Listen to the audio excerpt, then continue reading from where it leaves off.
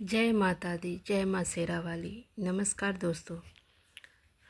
3 अक्टूबर से नवरात्र शुरू होने जा रहा है और बता दें कि माता दुर्गा की कृपा आप सब पर बनी रहे, यही हमारी कामना है। दोस्तों, नवरात्रि का पहला दिन बहुत ही खास होता है और हम आपको बताएंगे कि नवरात्रि के पहले दिन क्या क्या करना चाहिए और किन किन बातों का ध्यान रखना चाहिए जिससे माँ दुर्गा आपसे प्रसन्न रहे।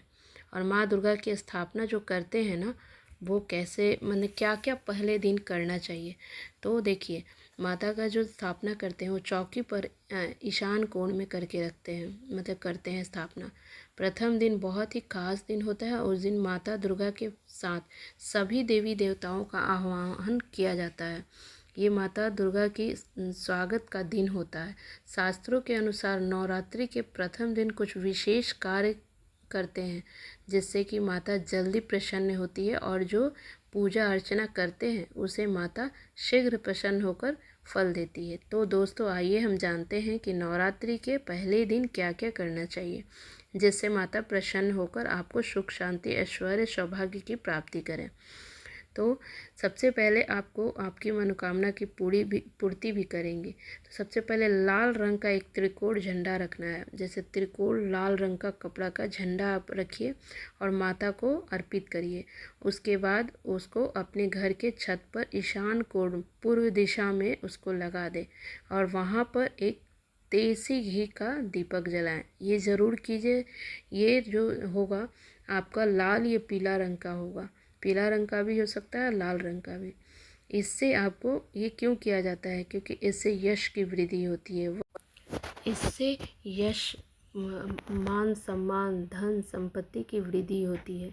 और ये आप 3 अक्टूबर गुरुवार को ज़रूर, पहला दिन है और 3 अक्टूबर गुरुवार का दिन पड़ रहा है, उस दिन लाल या आप पीला रंग का ये झंडा ज़रूर लगा अर्पित करके अपने छत के ऊपर ज़रूर लगाइए। दूसरा है तोरण लगाना। देखिए, आप तोरण बनाइए और अपने मेन दरवाजे, मेन गेट पर लगाइए। तोरण आम के पत्ते का तोरण बनता है। वो एक धागे में, मौली का धागा, लाल या पीला कोई धागा लीजिए, उसमें आम के पत्ते को एक माला के रूप में उसको तैयार कीजिए और उसको माला के रूप में बनाकर घर के मेन दरवाज़ा जो होता है ना, गेट जो बाहर के तरफ रहता है, वहाँ पे ये लगा दीजिए। और उस पत्ते पर आपको श्री शब्द, श्री वर्ड जरूर लिखना है। कुमकुम से श्री वर्ड लिखना है और उसको माला के रूप में अपने दरवाजे पे लगा देना है। इतना ज़रूर कीजिएगा। ये इससे पता चलता है कि आपके घर में कोई शुभ कार्य हो रहे हैं या पूजा पाठ हो रहा है। तो ये तोरण ज़रूर लगाना चाहिए। माता जी को बहुत अच्छा प्रसन्न होती हैं और पूजा पाठ के दिन तो ये ज़रूर करना चाहिए। तो तीसरा है आपको अखंड दीपक।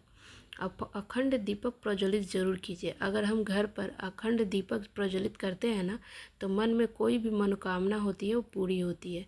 अगर आप प्रज्वलित अखंड दीपक प्रज्वलित करते हैं तो वो आपकी कामना पूर्ण करती है और दीपक से आपके घर में कोई भी नकारात्मक शक्तियाँ प्रवेश नहीं करती, और अगर आप घर में है भी तो वो नकारात्मक शक्तियाँ दूर हो जाती हैं। इसलिए नवरात्र के पहले दिन में वो एक दीपक जरूर, उनकी देसी घी का प्रज्वलित कीजिए दीपक, जो कि 9 दिन रहे। लेकिन अगर आप नहीं कर पाएँ अगर प्रज्वलित घी का, तो आप तेल का भी कीजिए। और हमेशा ध्यान रखिए कि वो अखंड ज्योति है, मतलब 9 दिन ये ज्योति जलते रहता है। उस तरह से आप कीजिए। घर में जितनी भी नकारात्मक शक्तियाँ का वास नहीं हो पाएगा और वो दूर चली जाएंगी नकारात्मक शक्ति, और सकारात्मक ऊर्जा का वास होगा घर में। किसी भी कारणवश अगर अखंड दीपक नहीं भी जला पाते हैं तो आप सुबह और शाम देसी घी का दीपक जलाकर माता की आराधना जरूर करना चाहिए। और सुबह शाम आपको लौंग और कपूर का आरती जरूर करना चाहिए। लौंग और कपूर ये माता को बहुत प्रिय है। तो अगर सुबह शाम जब भी आरती करें तो लौंग और कपूर से ज़रूर करिए। इससे माँ बहुत ही प्रसन्न होती है। और लौंग और कपूर घर में जलता है तो नकारात्मक शक्तियाँ भी दूर होती हैं और सकारात्मक ऊर्जा का वास होता है। तो दीपक में अगर घी का दीपक जलाते हैं तो माता की कैसे रखना है वो भी जान लीजिएगा। अगर घी का दीपक जलाते हैं तो माता की दाईं ओर रखना है, और अगर तेल का दीपक जलाते हैं, प्रज्वलित करते हैं, तो माता की बाईं ओर रखना है। ये दीपक रखने समय ध्यान रखिएगा। इस तरह दीपक को सही स्थान पर रखिएगा। ठीक है।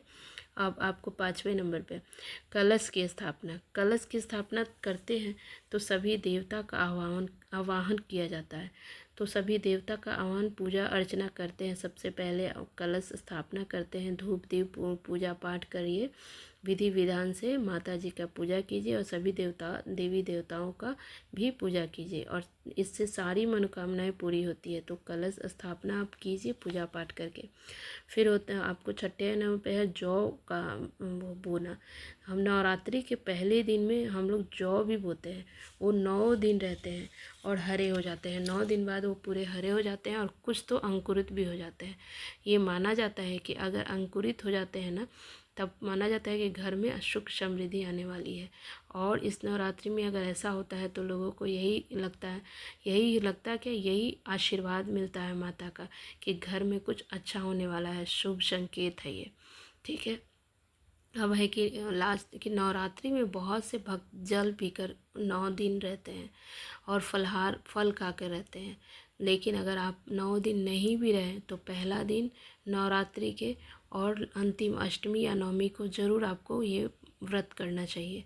इससे माता बहुत ही प्रसन्न होती है। कोशिश करिए कि 9 दिन करें। अगर नहीं कर पाए तो पहला दिन और अष्टमी या नवमी के दिन ज़रूर कीजिए। अगर ये 2 दिन किया जाता है तो माना जाता है कि सारे दिन का आपको पूजा का फल मिल जाता है, अगर पहला दिन और नवमी या दसवीं के दिन करते हैं तो ये विधि विधान से पूजा अर्चना कीजिए और ये 2 दिन ज़रूर आप व्रत रखिए। क्योंकि अगर आप ऐसा करते हैं, अगर स्वस्थ हैं तो आप इस व्रत को ज़रूर धारण करना चाहिए। इससे माता शीघ्र प्रसन्न होती है और आपको आशीर्वाद देती है। तो यही सब है। आप पहला दिन ये सब चीज़ ज़रूर ध्यान से करें। जो पूजा करते हैं वो भी, जो नहीं करते हैं तो पूजा अगर व्रत नहीं करते हैं तो भी ये कम से कम पहले दिन अगर पूजा पाठ और विधि विधान से ज़रूर कीजिए। इससे माता शीघ्र प्रसन्न होती हैं। बहुत बहुत धन्यवाद।